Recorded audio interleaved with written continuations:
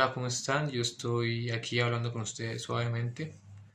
Dejé el canal un tiempito así como abandonado, pero bueno, hoy ya estoy retomando este proyecto de canal.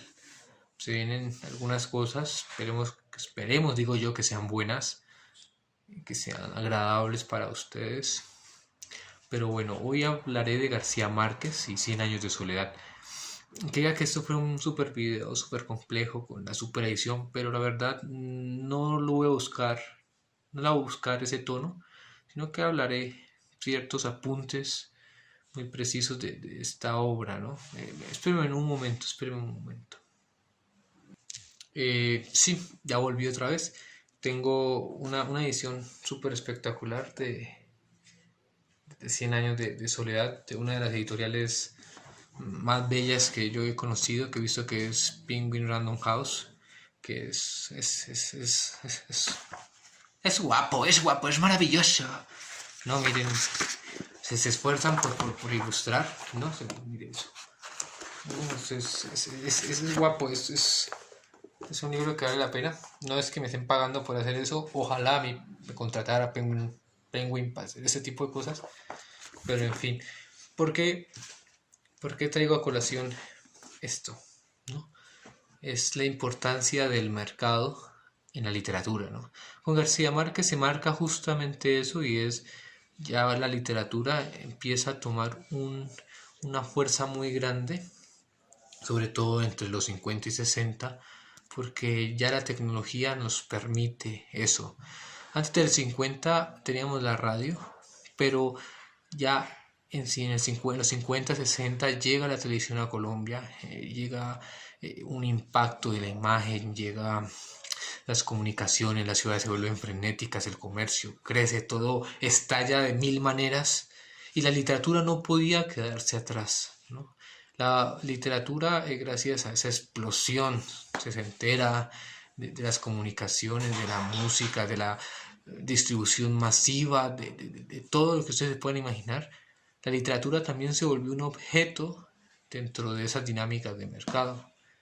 Digamos que los escritores de esa época tuvieron un poco más de suerte porque tenían un territorio virgen ante ellos. Hoy en día existe todavía ese territorio virgen, solo han pasado 60 años, más o menos 60 años, y 60 años, si uno lo piensa bien, no es mucho, un trasegar histórico no es mucho.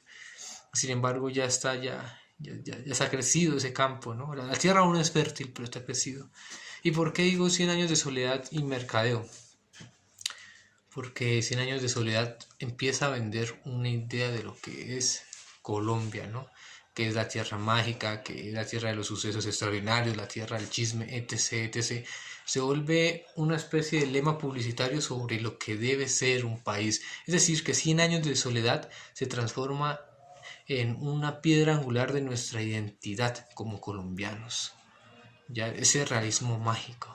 Y más de encima, ¿no? O sea, encima de todo, perdone mi expresión, este autor gana un premio Nobel que lo catapulta definitivamente hacia otros rincones de la cultura.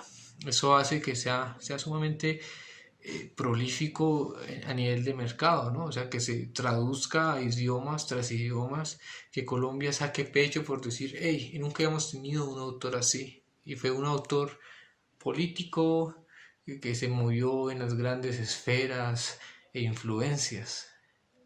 García Márquez tuvo esa agilidad, ¿no? Tuvo esa fuerza, y además de eso tuvo otra ventaja, digamos así, entre comillas, ventaja, que en la época apenas estaba tomando fuerza, y es la relación de la literatura, el periodismo y el cine, ¿no? O sea, esos tres elementos empiezan a intercalarse. Entonces, cambia la noción del escritor. Es decir, el escritor a principios del siglo XX, como hemos visto, hasta mediados del siglo XX, principios mediados, el escritor era un agente político prácticamente. El político, el que quería ser senador, presidente, era poeta, ¿no? El que denunciaba las masacres desde una perspectiva netamente política era poeta. Con García Márquez cambia, entonces ya el escritor deja, digámoslo de cierta manera, ese caché de estar en las grandes esferas, en las grandes influencias políticas, tener los renombres para ser el gran escritor. Y vemos que se vuelve ya alguien más popular, un periodista que se mete en el pueblo y averigua qué es lo que pasa. Lo mismo Eduardo Caballero Calderón, es igual, son periodistas que se meten en el pueblo, que escuchan la voz y escriben a partir de ello, estando en ellos metidos. No es la figura del intelectual que mira desde lejos y dice, ah, sí, mira, el pueblo, escribamos sobre el pueblo. No, aquí sentimos una noción totalmente diferente. Y por eso García Márquez logra explotar eso, ¿no? Hoy en día se tiene esa noción también de periodista, ¿no? La literatura hoy en día se hace con esa noción de crónica periodística. Y eso lo podemos notar con la gran parte de la novela del siglo XXI hasta ahora. Si uno coge, no todas, pero la gran mayoría de novelas que se han hecho en este siglo, son todas basadas en hechos reales, o por lo menos tienen un sustrato de realidad bastante fuerte que se acerca al periodismo, y hay esa doble frontera. No es malo, no es malo para nada, son formas de hacer la literatura. Simplemente estudiando apreciaciones de eso. En su momento eso fue fuerte, ¿no? Hay un chisme que dice García, sí, el chisme, ¿no? de García Márquez, que el Remedios la Bella fue porque escuchó que en un pueblo una mujer se elevó, ¿no? Y eso fue famoso, fue muy famoso, e incluso en otros cuentos aparece ese tipo de cosas, ¿no? Cuando uno escucha los chismes del barrio está digamos, todo un sumario de narraciones que no son simplemente folclóricas, sino que dan un elemento de ficción que hace que nuestra realidad sea lo que es, una cosa sin sentido, y sobre todo nuestra realidad suramericana, tercermundista, ¿no?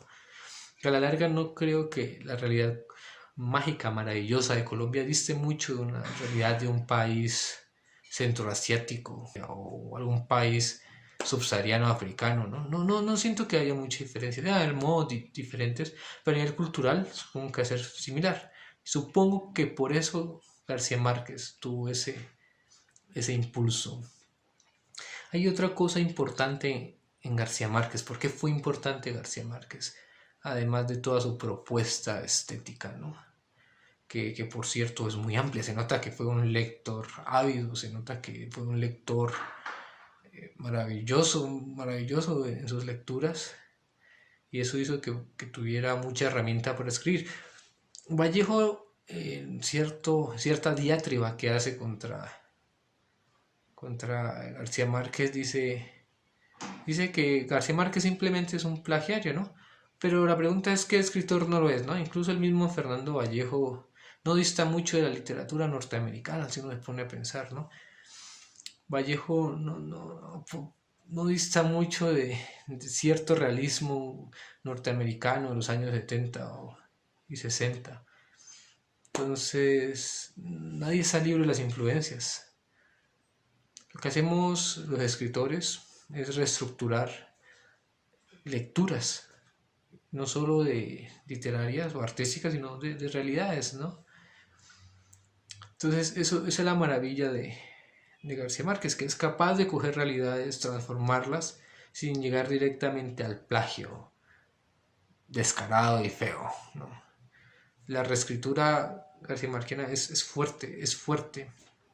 Y es tan fuerte que saben que hay una novela que se llama Vineland, de Thomas Pynchon, y es tan fuerte esta reescritura que una parte de Vineland llega uno de los personajes a Vineland, a ese pueblo. Cuando llega, todo el pueblo está lleno, oiga bien, está lleno de loros que recitan romanzas y poemas en italiano. Entonces yo cuando leí eso, Vineland es, creo, si no estoy mal, de finales de los 90, me acordé de 100 años de soledad. Es decir, que es un autor suramericano que es capaz de marcar de cierta manera a un escritor tan grande como lo es Pynchon, ¿no?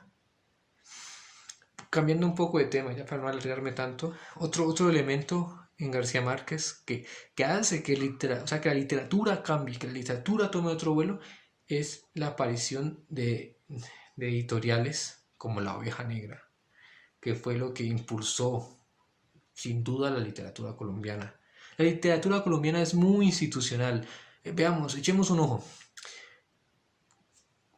Caicedo se suicida cuando tiene en sus manos Que viva la música, publicado por el Ministerio de Cultura.